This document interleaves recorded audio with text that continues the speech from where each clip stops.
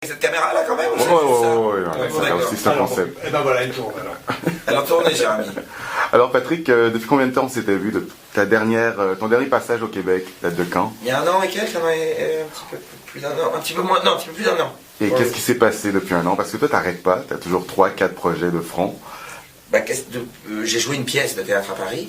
Qui s'appelle Le Prénom. Qui s'appelle Le Prénom. On en a entendu parler jusqu'au Québec. Ouais, je pense qu'il y avait de bonnes raisons. Ouais. Ça a très bien marché, raconte un peu. Écoute, c'était à quelques pas d'ici, au Théâtre Édouard VII. Voilà, j'ai eu la chance de tomber sur cette pièce. À la première lecture, j'ai dès la première lecture vu toute l'aventure qui s'est dessinée. C'est-à-dire, cette pièce allait être un triomphe. C'était évident à la lecture. Ça a été au-delà de ça. Ça a été le plus gros succès théâtral français depuis La Cage aux Folles. C'était fou. Vraiment, c'était une année incroyable. Elle raconte quoi cette pièce? J'ai jamais autant ri en lisant quelque chose, j'ai jamais autant ri en répétant. Et c'était devenu inquiétant tellement je riais, parce qu'à bout d'un moment, on s'est vraiment demandé, mais sérieusement, si on allait pouvoir jouer la pièce, tellement on riait. C'était incroyable. Il y avait une espèce de folie autour de ce truc.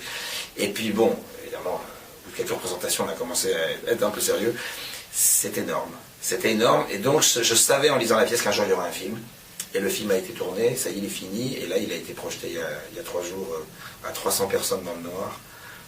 C'est-à-dire, quand je dis dans le noir, évidemment, pour le cinéma, c'est normal, mais dans le noir, c'est un sneak. Une projection test? C'était une sneak preview, c'était une projection test où les gens ne savaient même pas ce qu'ils allaient voir, ils ne savaient même pas de quoi il s'agissait. Et là, c'est des retours absolument phénoménaux. Et ça sort quand? C'est le film? On frôle les 100%. Donc c'est le film qui va être déclassé Intouchable. Écoute, tu sais, un film, on disait que personne ne déclasserait jamais les ch'tis, et que... Qui pourrait bien déclasser. Non, tu sais pas. Le film va faire rire. Le film va plaire aux gens. En plus, il y a un discours dedans. Et il y a quelque chose qui se passe. C'est pas une comédie burlesque. Hein, c'est une comédie de mœurs. C'est une famille qui se retrouve à l'occasion d'un heureux événement. Moi, j'arrive avec l'échographie en disant voilà, j'attends mon premier enfant. Alors, tu vas l'appeler comment? Alors, devinez. J'essaie de deviner. Puis au bout d'un moment, je lâche un prénom. Et là, ça crée un malaise. Et le malaise va déclencher 30 ans, va faire voler en éclats 30 ans d'amitié, 30 ans de vie de famille, 30 ans de non-dit. Et plus c'est cruel et plus c'est drôle, c'est à pisser derrière, franchement. C'est fantastique. C'est une des plus belles expériences que j'ai vécues. Le retour au théâtre, pour toi, c'était important, mais il fallait que ce soit une bonne pièce. Et là, ça a été une bonne pièce. Parce que je sortais de 2 ans de tournée acoustique, le spectacle que vous avez vu à Montréal. Je préparais un album, j'avais un autre film en projet, j'ai tourné le film pour lequel on est là aujourd'hui, c'est-à-dire Paris Manhattan. Il y a un livre aussi, un livre d'entretien, parle-moi de ce livre. Et puis il y avait ce livre d'entretien qu'il fallait finir, parce qu'on avait commencé il y a 2 ans, et là qu'on a terminé, qui est sorti au mois de décembre, et qui a rencontré le public, pour le moins. Le public t'aime, hein? Le public... il te lâche pas, hein? Ouais, le public est là, le public est très présent, le public... sait que je ne le trahis pas et que ça se passe bien.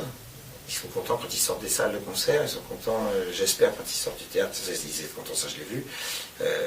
Voilà, je joue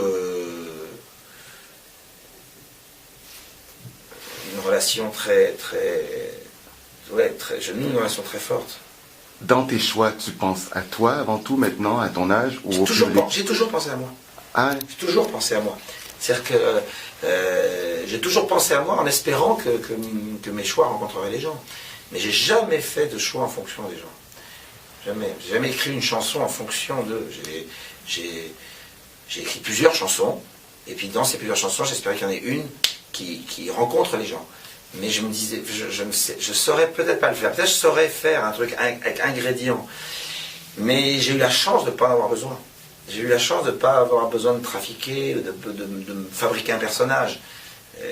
Parce que le mien était satisfaisant pour les gens. Si le mien n'avait pas été, j'aurais peut-être été obligé de composer, de chercher autre chose, et d'avoir une trajectoire différente. Mais en l'occurrence, non. En l'occurrence, j'ai eu la chance que mes préoccupations, mon histoire, est quelque chose d'universel. Tu reviens de Las Vegas, où bien sûr, tu pratiques ta passion du poker, mais où tu as fait un concert. Le 2 juillet dernier, ouais, j'ai fait en plein milieu des World Series de poker. C'était pas une très bonne idée d'ailleurs de le mettre en milieu des tournois.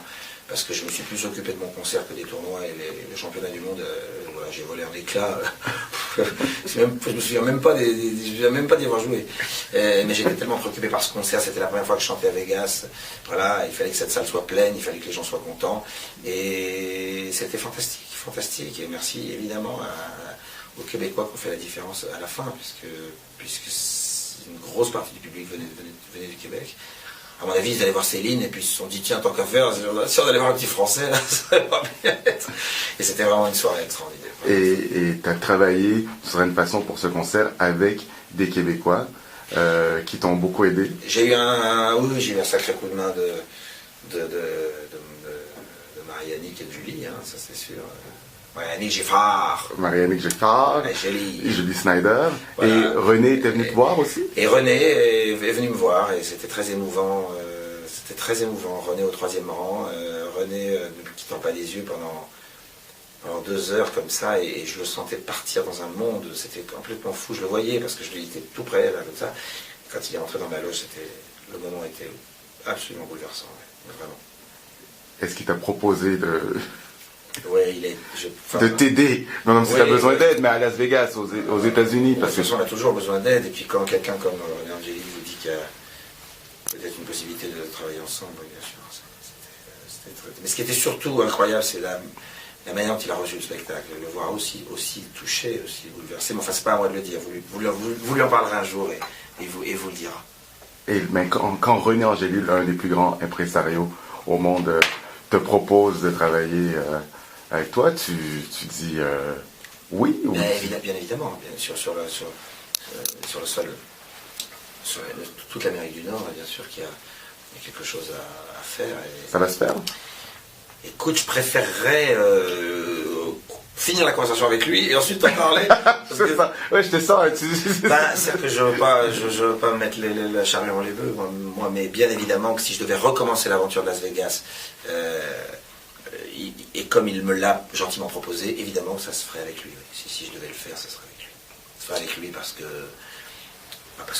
c'est le taulier là-bas. Parce que vous partagez plusieurs passions, dont le poker. Est-ce que tu as déjà joué avec René? Oui, parfois. Ah ouais, hein? Parfois, on se retrouvait au même table pendant des tournois. On n'a pas fait de cash game ensemble. On n'a pas eu l'occasion. Mais il y a des tournois, oui, forcément. Tu sais, on se rencontre tous au bout d'un certain moment. Quel genre de joueur tu es et quel genre de joueur il est?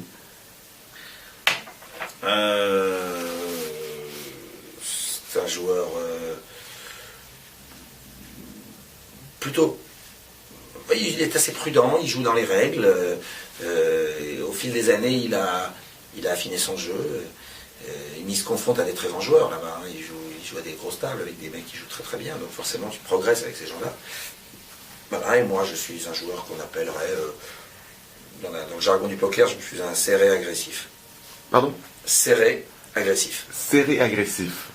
Ça veut dire qu'il serre le jeu quand ça se passe pas bien, qui fait le dos rond, et qui, quand ça se passe bien, devient très agressif. Pour essayer d'optimiser sa chance. Je vois bien la couverture du Paris Match. Patrick Bruel, je suis un serré agressif. Pas mal. Mais écoute, Paris Match, ça s'intéresse pas, je suis tout seul en cours. Ah oui, hein, c'est comme ça.